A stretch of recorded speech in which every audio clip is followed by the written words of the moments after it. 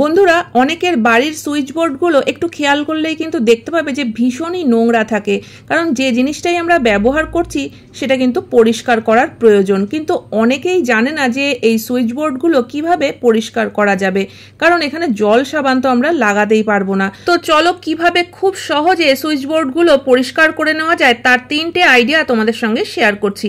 আশা করি প্রত্যেকটা আইডিয়াই তোমাদের কাজে লাগবে। তো বন্ধুরা, আমাদের ঘরের যে সুইচ বোর্ডগুলো থাকে তার থেকেও কিন্তু বেশি নোংরা হয় রান্নাঘরের সুইচ বোর্ডগুলো, কারণ রান্নাঘরে একটু তেল চিটে তো হবেই, আর এই জিনিসগুলোই তখন পরিষ্কার করতে কিন্তু খুবই ঝামেলা মনে হয়। তাছাড়াও কিন্তু সুইচ বোর্ড পরিষ্কার করা মানেই সবার মনেই কিন্তু একটা ভয় থাকে কারেন্ট লাগার। তবে বন্ধুরা, যদি আমরা এই ট্রিকটা ফলো করতে পারি তাহলে কিন্তু কারেন্ট লাগার কোনো ভয়ই থাকবে না, আর খুব সহজেই আমরা এই তেল চিটে পরিষ্কার করে ফেলতে পারবো। তো তার জন্য দেখো, এখানে আমি একটা কাঠের চামচ নিয়ে নিয়েছি। তো এই কাঠের চামচের মাথার দিকটায় আমি একটা তুলো দিয়ে পেঁচিয়ে দিচ্ছি, তবে তুলোটা কিন্তু একটু মোটা করে নিতে হবে। যদি তোমাদের হাতের কাছে তুলো না থাকে, কোনো সুতির কাপড়ও নিয়ে নিতে পারো।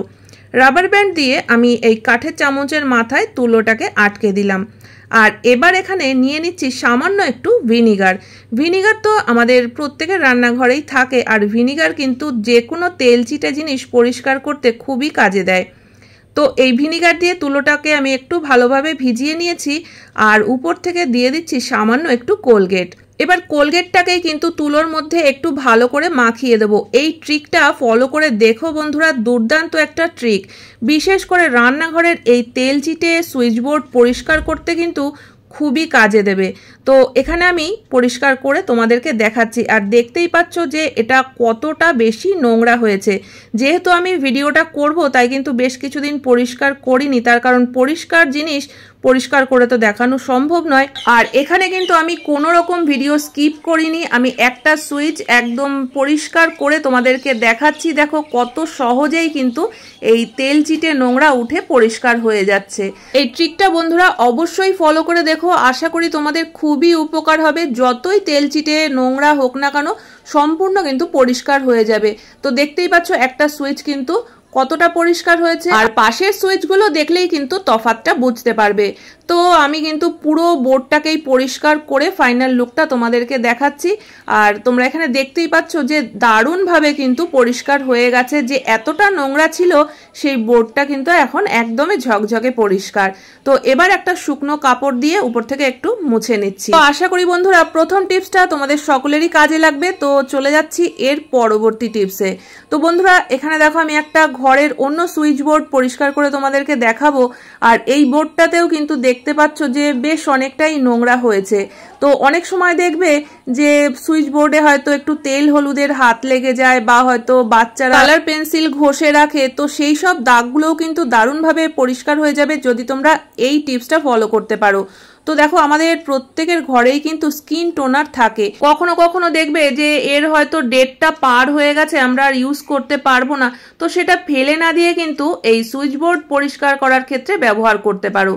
তো এখানে আমি তুলোর মধ্যে একটুখানি স্কিন টোনার দিয়ে নিয়েছি, আর তারপরে দেখো একটু ডলতেই কিন্তু দারুণভাবে পরিষ্কার হয়ে যাচ্ছে। এর মধ্যে যত নোংরা বা দাগ ছোপ ছিল সব কিন্তু উঠে একদমই পরিষ্কার হয়ে যাচ্ছে।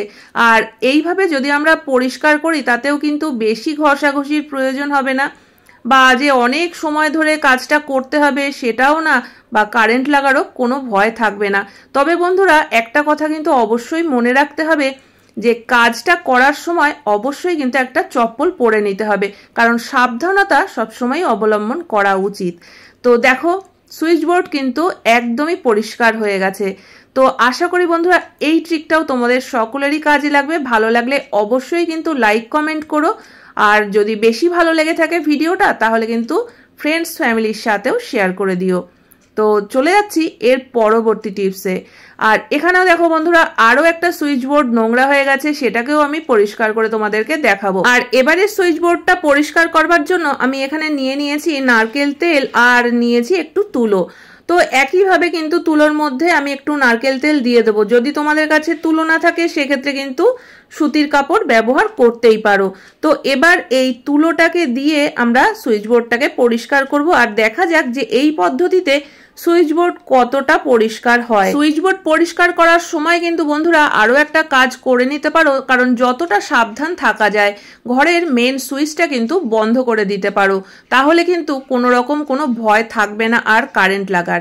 তো এইভাবে করে দেখো আমি বোর্ডটাকে ঘষে নিচ্ছি, আর দেখো এই সুইচ বোর্ডটাও যতটা নোংরা ছিল তার থেকে কিন্তু বেশ অনেকটাই পরিষ্কার হয়ে গেছে। তো আমার কাছে কিন্তু প্রথম দুটো টিপসই বেশি পছন্দ হয়েছে। তো তোমাদের কোন টিপসটা সব থেকে বেশি পছন্দ হয়েছে অবশ্যই কিন্তু কমেন্ট করে জানিও, আর কোন পদ্ধতিতে কোন সুইচ বোর্ডটা সব থেকে বেশি পরিষ্কার হয়েছে সেটাও কিন্তু কমেন্ট করে জানাতে ভুলো না। তো বন্ধুরা, আশা করি আজকের প্রত্যেকটা টিপসই তোমাদের ভালো লেগেছে।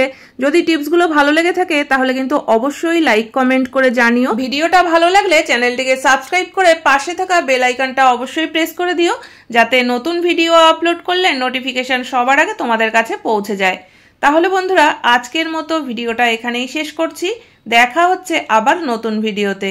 পুরো ভিডিও দেখার জন্য সকলকে অসংখ্য ধন্যবাদ।